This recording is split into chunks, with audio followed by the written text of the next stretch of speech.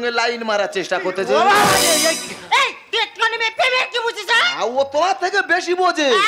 হ্যাঁ, ভালো তাকেই বাসো যে তোমার হাত কোনোদিনও ছাড়বে না। কাকে রে? কারেন্টে তারকে। বিষয় নয়, হাত দিয়ে দেখো কোনোদিন ছাড়বে না, ঝুলিয়ে রাখবে। আচ্ছা ভাই বলতো, সব টাকাতে কেন গান্ধীজি হাসে? কি হয়েছে স্যার? টাকায় কেন গান্ধীজি হাসে? হাসে। টাকায় কেন গান্ধীজি হাসে? হাসে। তা কাঁদলে নোট তো ভিজে যাবে, ওই জন্য হাসে।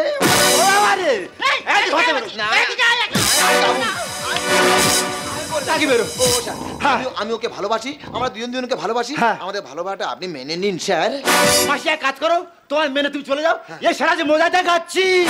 পায়ে ধরি দাও না ওকে ছেড়ে, যাবো আমি মরে। তোমার সাথে যাব না আর থাকবো ওর হাত ধরে। ও স্যার, আমার সাথে যাবে না, আমার হাত ধরে এসেছে, আমার হাত ধরে থাকবে। আমাদের ভালোবাসাটা আপনি মেনে নিন স্যার। কোনো কথা হবে না। পায়ে ধরি দাও না ওকে ছেড়ে, যাবো আমি মরে। তোমার সাথে যাব না আর থাকবো ওর হাত ধরে। এতদিন বাইরে আছে মা, লোকে কি বলবে বলো না। এতদিন বাইরে আছে মা, লোকে কি বলবে বলো না। পায়ে ধরি দাও না ওকে ছেড়ে। ও স্যার, আমার বাচ্চা মেয়েকে তুলে নিয়েছে আর বড় বড় কথা বলছি, তুমি কিছু বলতে পারছো না? হয়নি বয়সে গোনা বালিকা, ওর বাইরে কচি ভেতর গোটা পাকা। আর মানে পাকা কাঁচা কি রে? স্যার বুঝতে পারুনি না। ছেলে মেয়ে যত বড় হোক না কেন বাবা মার কাছে ছোট ছোট। তা ওর বাবা মা যদি সারা জীবন কচি কচি করে রাখে, ও কি কচি থাকবে না। ওর ভেতরে গোটা পেকে গেছে, ওর বাবা মা বুঝতে পারে না স্যার। সবে এখন 6-7 এ পড়ে। কি কারণে বাবা দিল ছেড়ে? আচ্ছা ওর মেয়ে ও ধরে রাখবে কি বেঁধে রাখবে? তোর জন্য দরকারটা কি? ও স্যার 6-7 এ পড়ে মানে বাচ্চা মেয়ে। বাচ্চা মেয়ে মানে বাবা মার আন্ডারে থাকবে। বাবা মার আন্ডার থেকে ছাড়া পেয়েছে বলে ঠিক রে আমার কাছে চলে এসেছে স্যার। হয়নি বয়সে গোনা বালিকা, বাইরে কচি ভেতর গোটা পাকা। সবে এখন 6-7 এ পড়ে। কি কারণে বাবা দিল ছেড়ে? শুধু শুধু কেন তুমি বাড়াও এত যন্ত্রণা?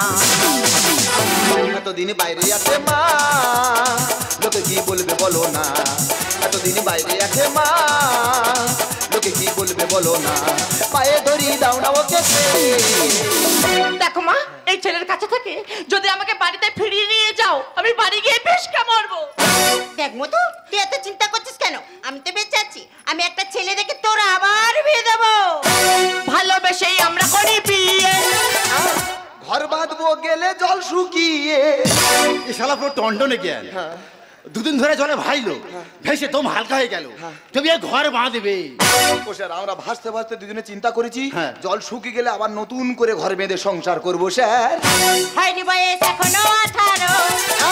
ওর ইচ্ছা ছিল আসবে 12-13।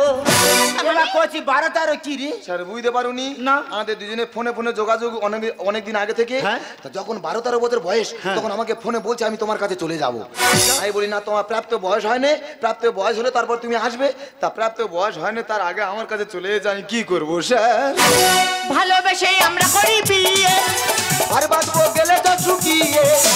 হয়নি বয়স এখনো 18। ওর ইচ্ছা ছিল আসবে 12-13। ধানে বলে ভালোবাসা মানে না কোনো মানা। এতদিন বাইরে আছে মা, লোকে কি বলবে বলো না। এতদিন বাইরে আছে মা, লোকে কি বলবে বলো না। পায়ে ধরি দাও না ওকে ছেড়ে। ছেড়ে দেবো? ছেড়ে দিন। মারটা দেখ না। আমি মরে যাবো স্যার। আমি আপনার দুটি পায়ে পড়ি স্যার, আপনি আমাদের ভালোবাসাটা মেনে নিন স্যার। তোর একটা কথা বলবি না। ওরে আজ থেকে বহু বছর আগে রাজা রামমোহন রায় এই বাল্য বিবাহ বন্ধ করেছিল। এই বর্তমানে তোদের মতো কিছু কিছু ছেলেমেয়েরা আবার সেই বাল্য বিবাহ শুরু করেছিস। যেটা জানিস না বলে 1 বছরের বিয়ের মধ্যে সেই সন্তানের মা হয়। আর সেই সন্তান যখন পৃথিবী আলো দেখে সে হয় বিকলাঙ্গ। এমনকি একটা সন্তান জন্ম দিতে গিয়ে শত নাবালিকা মায়ের প্রাণ হারাতে হয়। তাই হাত জোড়ে করে আপনাদের বলবো, আপনারা এই নাবালিকা বিয়ে বন্ধ করুন। পারলে নিজের ছেলে মেয়েকে প্রাপ্ত বয়স হলে তারপর তাদের বিয়ে দিন। তুই বড় কথা বলছিস? তুই জানিস এটা নাবালিকা মেয়ের বিয়ে করা অপরাধে তোকে জেল বা ফাঁসি হতে পারে? জানি, আমি জানি স্যার নাবালিকা বিয়ের অপরাধে আমার জেল হতে পারে। কারণ যার টাকা আছে তার কাছে আইন খোলা আকাশের মতো, কিন্তু যার টাকা নেই তার কাছে আইন মাকড়সা জালের মতো।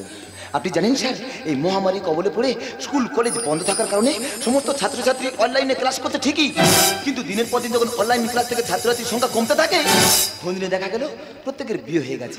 কেউ পালিয়ে বিয়ে করেছে, কারো বাড়ি থেকে বাবা মা বিয়ে দিয়ে দিয়ে। এই স্কুল কলেজ বন্ধ থাকার কারণে এই রাজ্যের নাবালিকা বিয়ের সংখ্যা অনেক গুণ বেড়ে গেছে। এর জন্য কি শুধু তারাই দায়ী? তারা ভালোবাসা করে বিয়ে করেছে, এর জন্য এনাদের মতো বাবা মা দায়ী স্যার। এনারা শুধু অর্থের আভিজাত্যের পাহাড়ে বসে পবিত্র ভালোবাসাকে অস্বীকার করে ধনী গরিব ব্যবধান করে গেছে স্যার, শুধু ধনী গরিব ব্যবধান করে গেছে। আপনি কি জানেন স্যার, স্যার বলে ডাকা মেয়েটি একদিন স্যারের বউ হয়ে যায়, সেখানে এনাদের মতো বাবা মার কোনো